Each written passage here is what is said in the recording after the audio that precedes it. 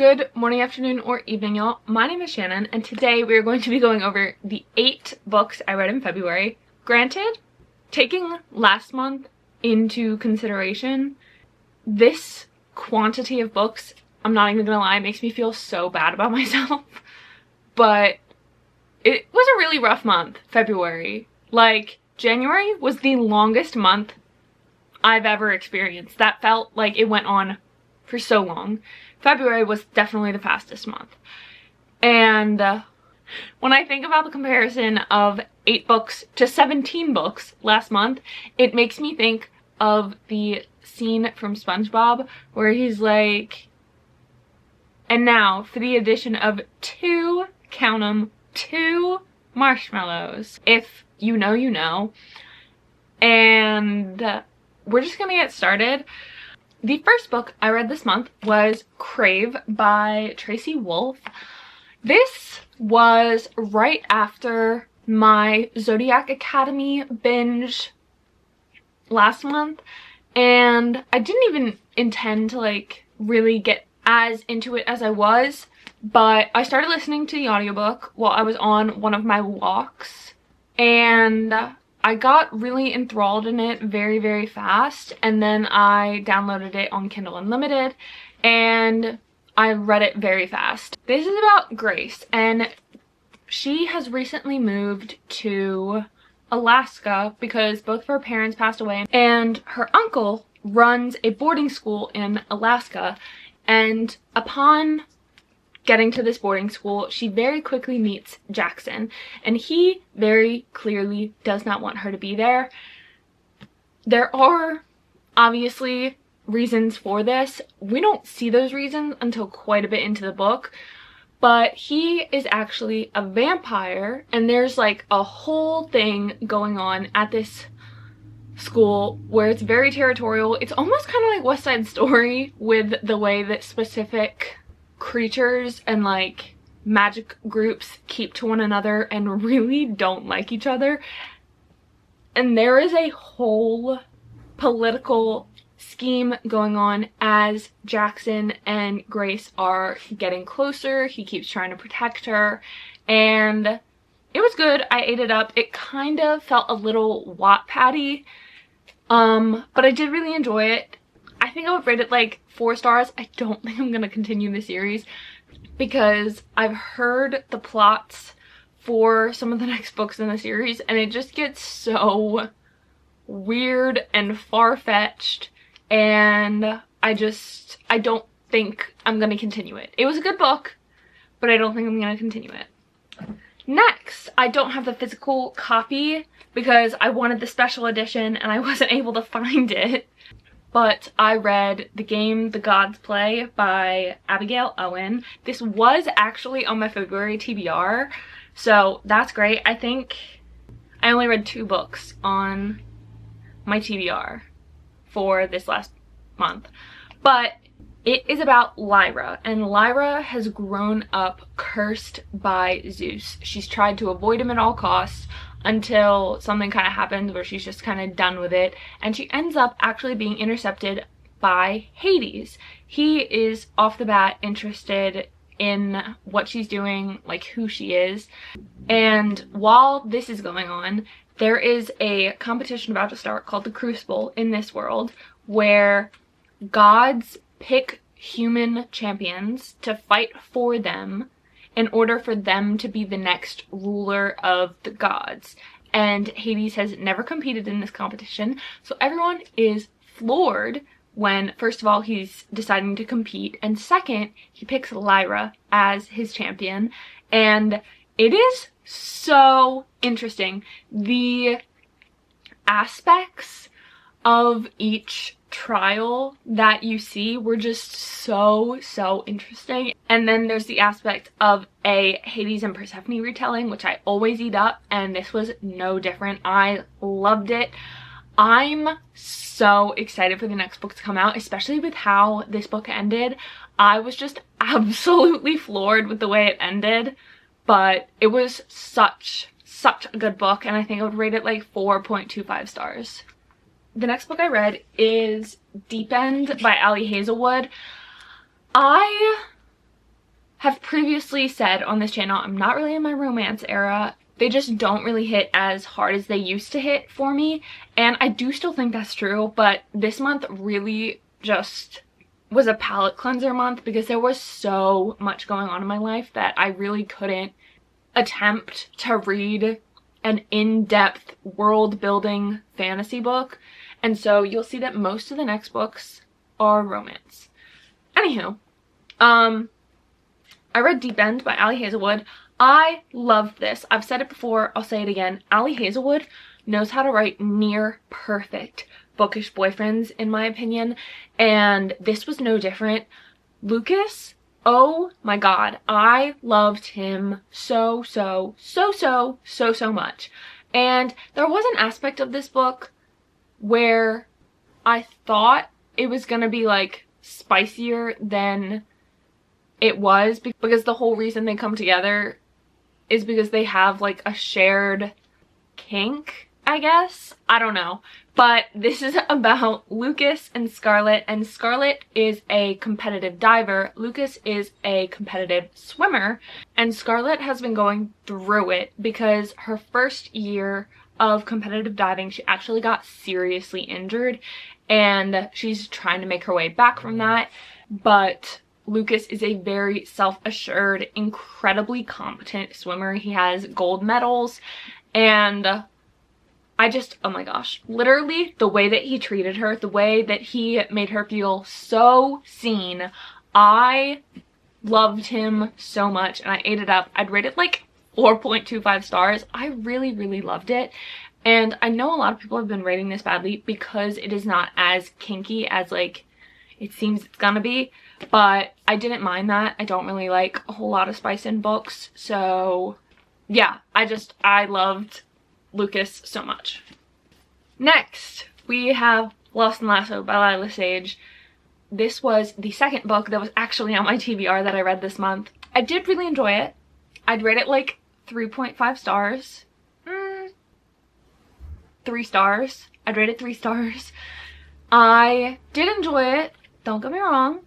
I was just personally having trouble not comparing this book to Heartless by Elsie Silver.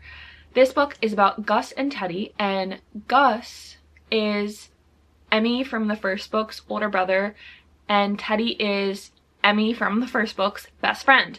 They have always not liked each other, and we get to see a little bit more of why in this book. And obviously they get brought together because Teddy just loses her job, and Gus really needs help taking care of his daughter for the summer.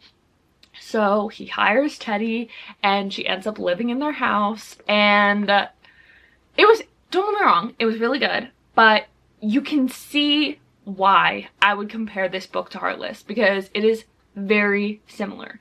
And that kind of took some of the enjoyment out of it for me, which kind of sucks because this was definitely my most anticipated book in the series, but I did still really enjoy it, and I think I'd rate it like 3 stars. It was good. The next book I read was Beg, Borrow, or Steal by Sarah Adams. This is the 3rd book in the When in Rome series. I don't know if this series has an actual name, but it is about Emily, who is one of Noah's sisters from When in Rome, the first book in the series, and her nemesis Jack. And he recently left town to go get married, but then she hears from the grapevine of her small town gossip that he is actually coming back. And not only did he not get married, he called off the entire wedding and they are no longer together. And she finds out that they are actually going to be next door neighbors. And while all of this is going on, she has recently written a novel because there was just so much going on in her life, and it was really like a way to escape for her. And she ends up making a major mistake and accidentally sending the manuscript, the entire manuscript, to her boss at the elementary school where she works. Her boss, who is a incredibly conservative, I don't want to say prudish type person, I think that's how she describes him, but he's definitely not going to be okay with a second grade teacher he employs writing incredibly smutty romance books.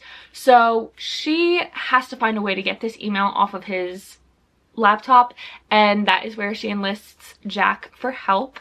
And it was just such a good story. It was so cute and fun, and I really enjoyed it. Again, didn't really hit like romance books used to hit for me. It was just like a cute romance book and a really good palate cleanser just to escape from everything that was going on in my life, because as I have already said in this video, this month has been incredibly stressful and I've just needed kind of brainless palate cleanser books. We have 3 more books left. The next book I read, I have so many thoughts on this book. Like literally I was going insane when I finished it. I read Metal Slinger by Rachel Schneider. Oh my ever-loving God. I have so many thoughts about this book.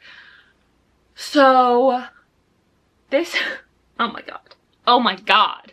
This book is about Bryn, and basically has her world turned on its axis. She has grown up in this civilization that basically does not live on land. After this society was kind of exiled by a different, like, kingdom, I guess you want to say. And once a year, they are able to come to land for a trade agreement, and something ends up happening where things kind of go off the wall, and someone comes after her. And I don't want to give anything away, but things are not what they seem, and she ends up going on this journey with this guy to kind of like figure everything out, and it's so good. Oh my gosh, I honestly probably would have rated this book 4.5 stars had it not been for the last 2 chapters, because oh my God, I was so pissed off. I don't think I have ever been more pissed off while I was reading a book in my entire life. Like, Tamlin being revealed for who he was didn't piss me off this much. Oh my gosh, I don't want to spoil anything, but I hate unreliable narrators with all of my heart. Like, I have never been more pissed off. Oh my God, I wanted to scream so much. I was so confused, angry. Oh my gosh. But you bet your ass I'm going to be reading the next book in the duology when it comes out, because I need to know what the validity of this was. Oh my God. Oh my gosh. I did rate it 4 stars though, so it knocked it down half a star, but the entire story was very good, and it was a very fast-paced fantasy book. It was just action-packed from the beginning. I loved 98% of it. The last 2 chapters, count your days. Oh my God, it pissed me off so much. Anywho, the next book I read also really pissed me off. I listened to Good Bad Girl by Alice Feeney on the Libby app because I wanted to listen to like an easy, not easy, but like a nice little thriller, because I haven't listened to one in a while, and I usually only listen to them because thrillers are really hard for me to get through because they're usually kind of slow in the beginning, and I will put a book down if it feels like that to me.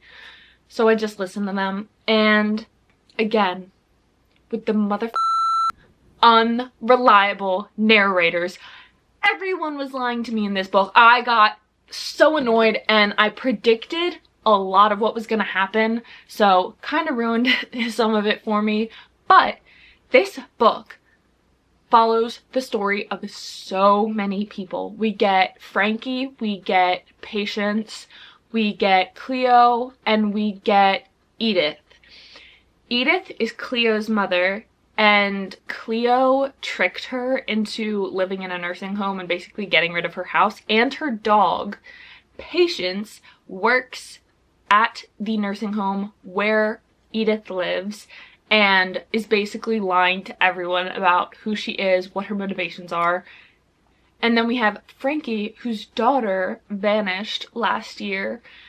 And we also get a perspective of like 18 years ago where a baby is stolen out of a stroller on Mother's Day, okay? That's the context. And someone ends up dead, and Edith and Patience have to like figure out what happened in order to clear everyone's names, because everyone is kind of a suspect.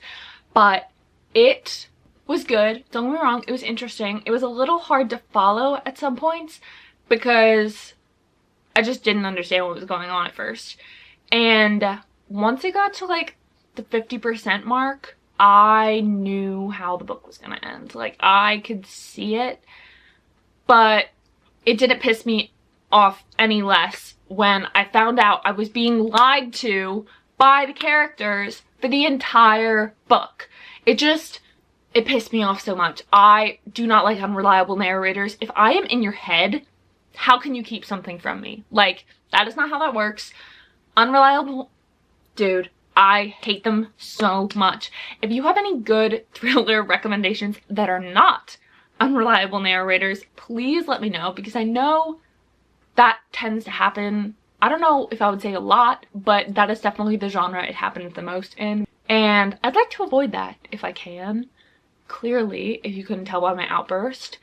And then this last book that I'm about to talk about is a nonfiction book, actually, because I've really been getting into the whole like self-help kind of books. I think they actually really are helpful, kind of what they're made for. But I've been reading Don't Believe Everything You Think by Joseph Nguyen.